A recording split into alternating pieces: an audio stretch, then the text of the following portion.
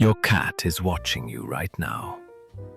Not in the drowsy, ambient way cats watch things when nothing in particular is happening. Actively watching, registering. Every door you close, without checking whether she wanted to follow you through it. Every time you walked past her this morning, without acknowledging she was there. Every shift in your voice, your energy, your routine. She noticed all of it. She always notices. And here is the thing I need you to hold before we go any further, because it is the thing that makes everything in this video matter. The habits that damage your cat's trust, that quietly chip away at her sense of safety, her emotional well-being, and the bond she has built with you, are almost never the obvious ones.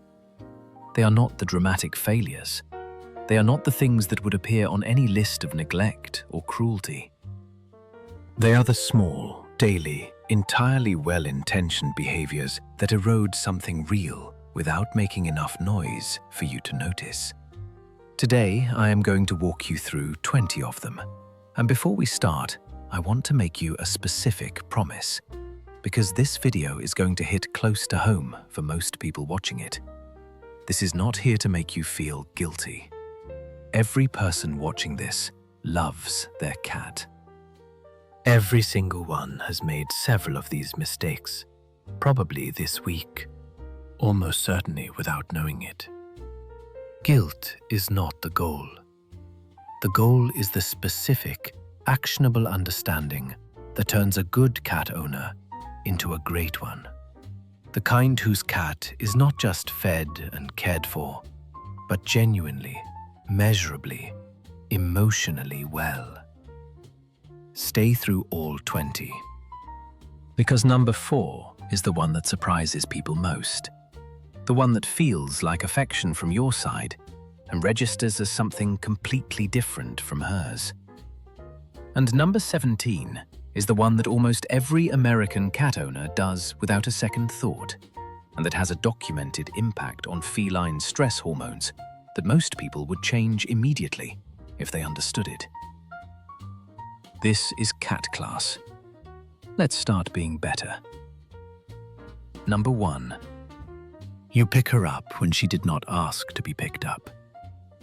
This feels like love. It looks like love.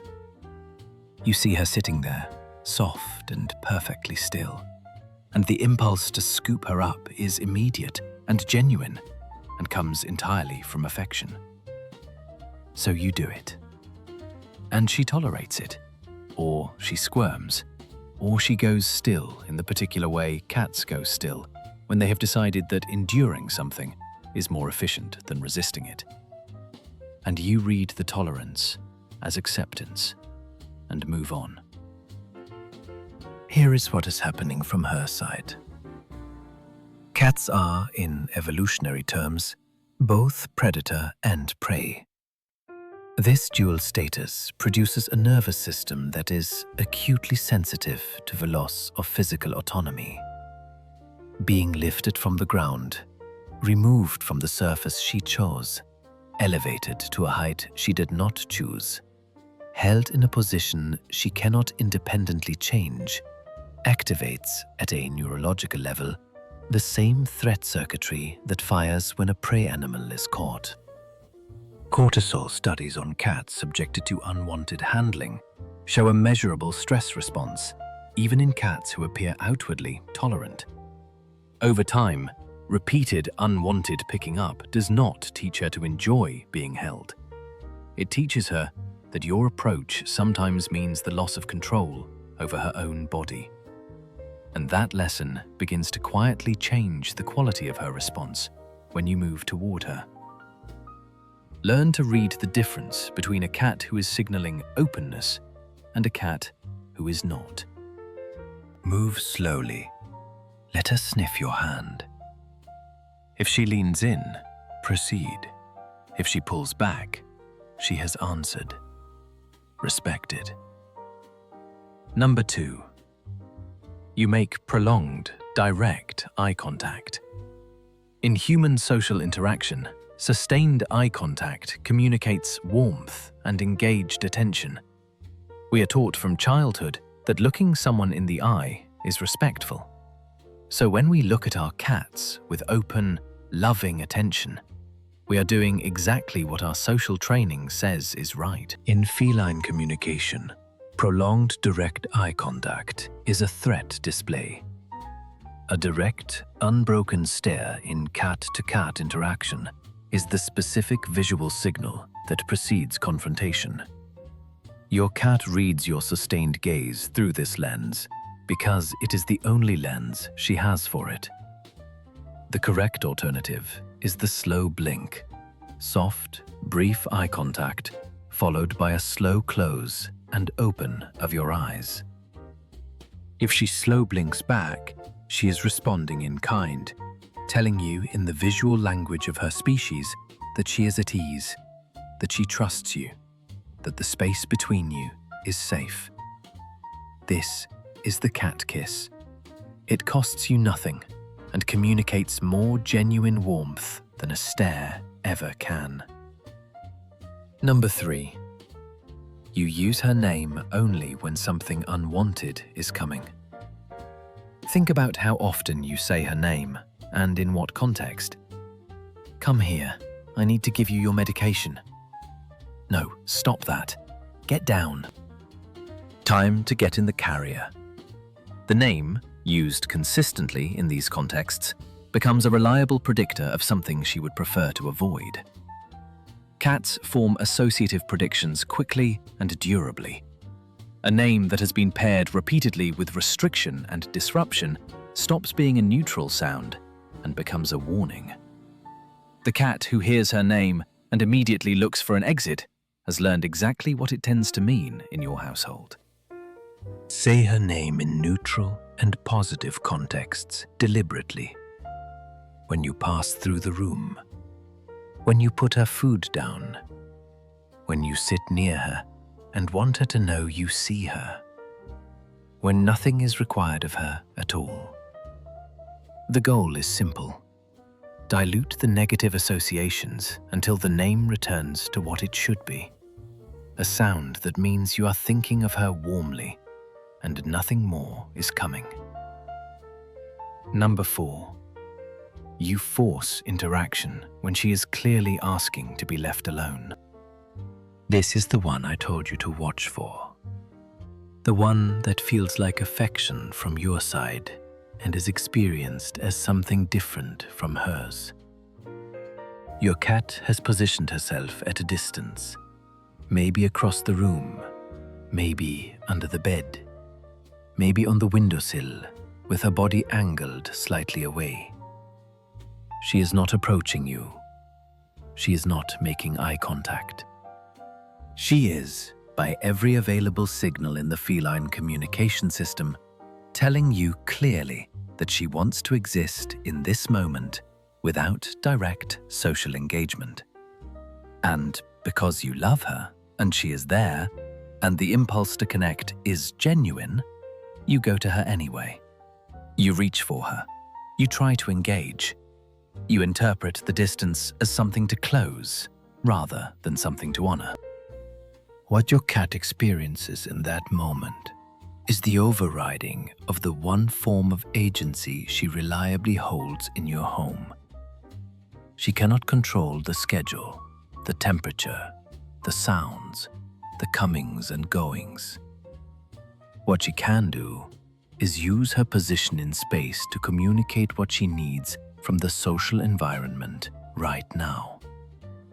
And when that communication is consistently overridden, when she signals, "I need space," and the response is the removal of that space, she learns that her signals do not change outcomes, that communicating with you does not work. Over time, this erodes the relationship in a specific way. The cat who has learned her withdrawal signals are ignored begins withdrawing earlier, further, with less visible communication, because visible communication has not proven effective. The owner interprets this as the cat becoming more aloof. The cat is not more aloof. She is rationing her presence in a home where her signals about that presence have not been respected. When she is at a distance and not initiating, acknowledge her softly from where you are and let her be. The cat who knows her chosen distance will be respected is the cat who closes that distance voluntarily. That approach, the one she chooses on her terms, is worth more than anything you can produce by going to get it yourself. Number 5. You correct her with loud sounds, physical startling, or a spray bottle. This is still common in American households, and the damage it produces is specific, documented, and entirely avoidable. When your cat scratches the wrong surface or jumps on the counter, and you respond with a sharp clap, a raised voice, or a spray of water, you are not teaching her that the behavior leads to consequences. You are teaching her that you are sometimes unpredictable and frightening. The connection between her action and your reaction does not form reliably in feline neurological architecture. What forms instead is a connection between your presence and the sudden arrival of fear. Research on cats in households where aversive correction is regularly used shows elevated baseline cortisol, increased hiding, reduced voluntary social interaction with the owner, and higher rates of stress-related health issues. The correction does not solve the behavior. It damages the relationship while leaving the underlying need, the need to scratch, the need for vertical space, the need to hunt, completely unaddressed. Every problematic behavior has a function. Address the function, and the behavior changes. The spray bottle addresses nothing except your cat's sense of safety around you. Number 6. You change her routine without any transitional accommodation. Predictability is not a preference for cats. It is a regulatory mechanism. A predictable environment is one in which the nervous system does not need to run its threat assessment process at full capacity, because everything occurring was expected. When you change her feeding time, move her litter box, rearrange the furniture, or alter the daily schedule without any gradual transition, you remove the predictability her nervous system depends on to stay regulated. The world she has mapped and certified as safe suddenly contains elements that were not in the map. Transitions can be managed. Move the litter box in increments rather than all at once. Introduce new furniture in a transitional position before its final placement. Maintain feeding times as consistently as possible, because the feeding schedule is one of the most powerful daily anchors in your cat's sense of order. These are small adjustments that protect something real. Number 7. You leave her in complete darkness when you go out at night. The assumption is that cats see in the dark, and therefore darkness is fine for them. This is partially true and, importantly, incomplete. Cats have exceptional low-light vision. In complete darkness, no ambient light whatsoever, their vision fails at the same threshold as ours. In a truly dark room, your cat is navigating familiar space by memory and scent rather than by sight. For an animal whose sense of territorial safety is heavily dependent on visual command of her space, complete darkness means the removal of the sensory information that makes her territory legible. A single small nightlight in the room where she spends the most time is enough. Low, warm, ambient. Enough to give her the visual orientation her territorial awareness requires. The cost is negligible. The effect on her experience of the hours she spends alone after dark is not. Number 8. you neglect the litter box. Height is a functional need, not a preference. A cat with access to elevated ground can observe her territory from safety, assess anything new from a distance before committing to an approach, and retreat from ground-level social pressure without leaving the room entirely.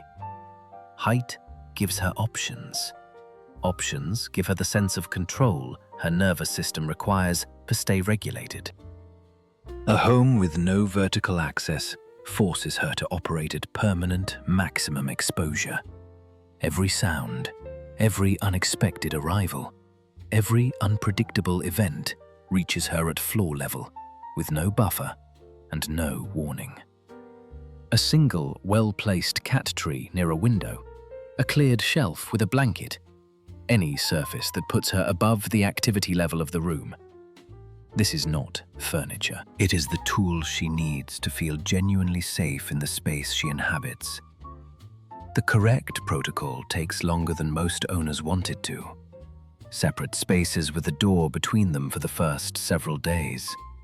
Scent swapping, exchanging bedding between the two spaces before any visual contact occurs.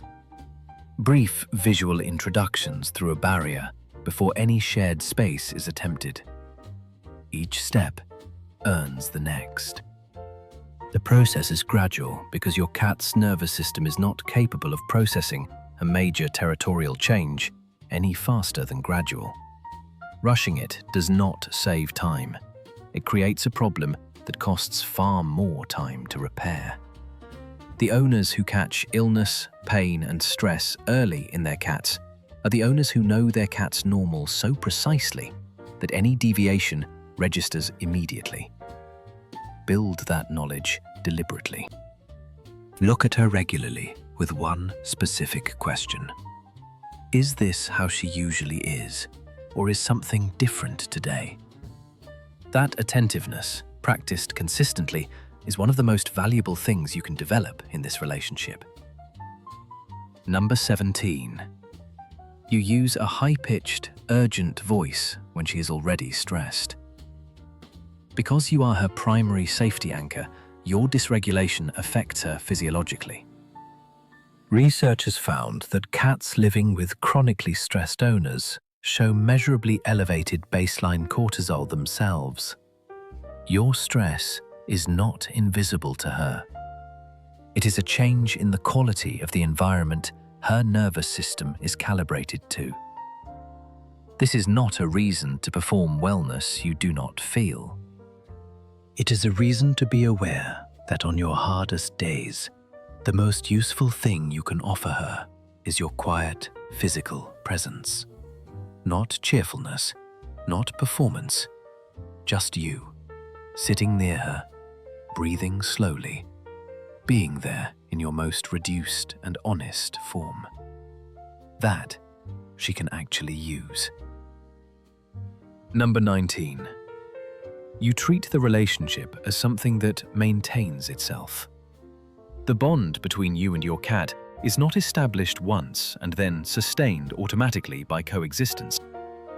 It is built and rebuilt through daily, specific, intentional interactions.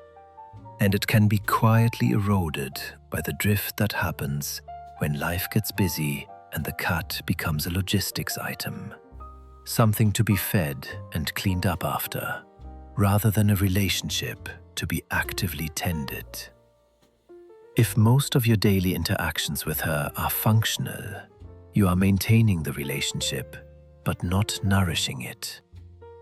And a relationship that is maintained but not nourished changes over time in ways that are subtle until they are not.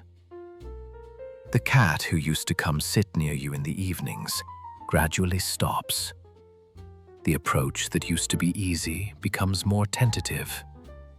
The trust that was built becomes thin at the edges, without any single moment you could point to as the cause.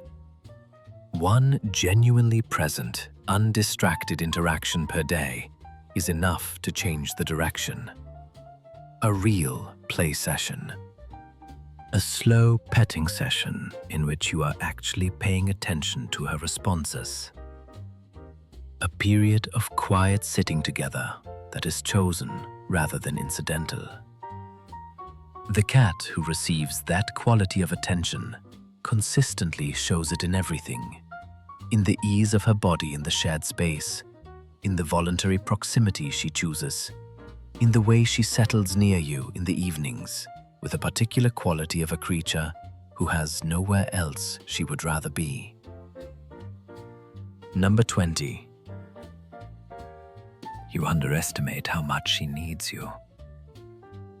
This is the last one, and it is the one that everything else on this list has been building toward. The cultural story about cats in America has been telling the same version of itself for decades. Cats are independent, self-sufficient. They don't need you the way dogs need you. They'll be fine.